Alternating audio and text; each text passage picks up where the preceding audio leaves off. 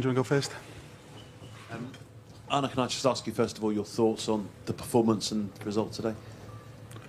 No, I don't think you have to ask me about the results because that speaks for itself. That's an unbelievable disappointment. Losing is already a disappointment, losing with 4-0 and in the quarter-final of an FA Cup against the team which Liverpool played so many times great games against or fights against, and then losing 4-0 is of course a big disappointment. The 20 minutes where we conceded 4 goals were not of our standard. How do you turn this group then into one that can go and beat PSG? Champions League obviously is your final remaining chance for silverware this season. Yeah, that's for silverware, but it's also very crucial that we qualify for Champions League, of course, for next season. Yeah, of course, there are only 3 or 4 days to go, so there are a few things you can do, but and one of the things we need to do if we play against PSG Saint-Germain or against Man City, teams of this level, you need to defend better than we did in the 20 minutes we did when we conceded the 4 goals. I think no one will probably remember it, but the first 35 minutes there was a lot to like from my team, and it would be nice if we then can score a goal once in a while as well from the chances we create. And again, we faced a team that was outperforming their XG by a mile, and that's what happens constantly. And we every time are under that. So, but if you want to have a chance of beating Paris Saint-Germain, you have to do both parts better. You have to, if you generate a chance, you have to score, and you cannot be so easily beaten with the 4 goals. Then 3, because the penalty was with the 3 other goals, so we conceded. Understandably, we've spent the last week talking about Mo Salah, how great a player he is, but do you need more from Salah and Van Dijk and the other senior players to help you out of this? Nah, I wouldn't like to point out to individuals after a loss like this or after a disappointing season that we're having. So I think it's about the team, and Mo had a few good chances, which is always important because you want players like him to get chances, and I think that's what in general we did this season, getting him or other players in good positions. Unfortunately, if you look at not only on today but the whole season, the amount of goals we scored is far too low for the amount of chances we created, but definitely for the Liverpool standard.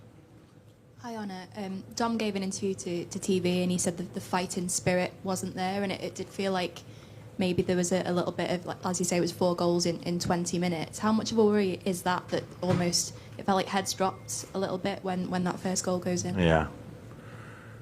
Yeah, I should ask him what he means and what he means with and what period of time, if he felt that was the whole game. I did not feel this until the moment they scored the 1-0, and I think after they scored the 1-0 we were still in the game, but then we had a throw-in. Twice we conceded a throw when we had a throw-in. And they go so fast, yeah, in those moments you have to defend sharper. The second goal was a similar one we conceded earlier on this season over here, and the second time that we conceded just before half-time playing Man City. And I missed the fighting spirit definitely in the first 10 minutes after half-time. And then afterwards it was just a game where both teams accepted it was 4-0. But in that 10-15 minutes of time, I missed fighting spirit, but just the willingness to win your duel, to be there first, to make it difficult for either a pass or a cross or a finish. Yeah, that is something what we definitely have to do better on Wednesday. Yeah, there are some videos on social media of the fans leaving early, maybe seeming a little bit frustrated. What would your message to them be now ahead of, as you say, a big game in midweek? We don't want them to leave early. We have to perform better, and that's the first thing. And we have to show now that we react after a loss like this and after so many disappointments we already had this season. The good thing is the fans have always been supportive, even today. During large spells of the first half, they were very loud. Before the game, they were very loud. So it's up to us not only to react for them, but also to ourselves. And that's what we need to do Wednesday when we again face a very good team, where we again need to play as we did in the first 35 minutes. But in moments of defending, we need to be much more ruthless than we've been today. Hi, Arne, you've mentioned it yourself, actually, a couple of things I was going to say about the 2 throw-ins and not blocking crosses, and also kind of not tracking runners and things like that. I mean, they are the basics of football, the very basics of football, whether you're playing at this level, whether you're playing on a park, it's the very basic of football. So as a coach, when you ask yourself tonight why your players aren't doing the basics, what's your answer? Yeah, that I don't agree with what you are saying, but in moments you're completely right. So if you tell to me from the 15 runs Man City is making 15 times my players don't run, I disagree with you. But if you simply look at the goals, there I see runs that are not being followed, I see crosses that are not being blocked, I see duels in front of goal that are not won, then you are completely right. But that's not the story of the whole game, but every single time we forget to block up cross, we forget to defend in front of goal, we forget to follow a runner. Every single time it's a goal. It's not the pattern of the game, no. I'm not saying, but it was the pattern of the crucial part of the game. And when you go 1-0 down, agree. you know that's then the crucial part of the game, and that is when they don't do the things that they've got to do. So why is that? Again, in the moments, I don't think they had a chance after the 1-0 till they scored the 2-0. But yeah, I completely agree with you. If you look at the way we concede a goal, I see the same pattern. But that's not a pattern over 90 minutes, but that's a pattern in how we concede a goal. And then you sometimes miss indeed the lack of need to understand that if you're 1-0 down just before half time, you have to do everything right to go with 1-0 down to half time. And sometimes it's about maybe trying to score the 1-1, but in other moments making sure you don't concede. And like I said, in those 20 minutes, the way we defended when we conceded the 4 goals is absolutely not good enough, and then I see exactly the same things as you. Concentration, effort, which? It's a bit of everything. It's effort comes first, I think. Of course, if you look at how they outplay that in the timing, the moment of Haaland comes in, but I think we have to try to make it more difficult for them than we were doing, because they're already good players, and if you don't make it difficult to good players, it's immediately a goal, and that's what we saw 4 times. And Wednesday we face again very good players, so we have to make it more difficult to them in those moments when we have to defend than we did today. Arne, related really, do you think the fact that you have that 20-minute period where the game goes, is that do heads drop after the first goal? Is it an inability to kind of cope with a setback? Is it tactical? Is it panic? What is it you think that causes that kind of the difference? Could be a bit of everything, of course.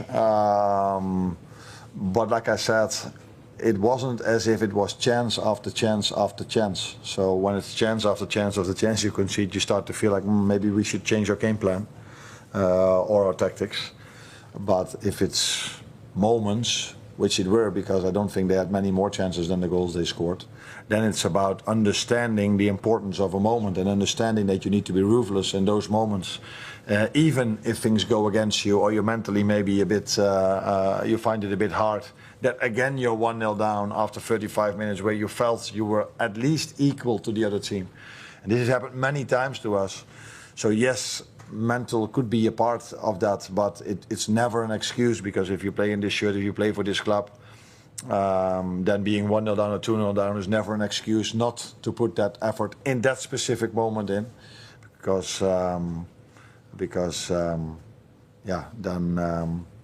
then it's almost impossible to get a result if you face teams of this quality. If you let your runner go, or you don't block a shot, or you don't block a cross against players of different level, you can maybe get away with it, but not at this level. Johnny, last one. Arne, Liverpool have lost 15 games this season. That's the most since 2015. When you've had a lot of defeats, what do you do as a manager? Do you change the message when you're looking to get intensity back or fighting spirit back? Is there a change in what you do, or is it reinforcing messages, or what? Nah. I think throughout the season, it doesn't matter if you win or lose, you constantly adjust to what you think is necessary to win the next game. So if you've won 3, you're also wondering by yourself, what should I do next to make sure they're ready for the next one? And this is also what the current situation is. So yeah, it's the reaction is not always the same after the 15 losses we've had. and you try to react in a way or do the things that I think we as a staff think is necessary to either challenge them or either get them back on track again for Wednesday evening.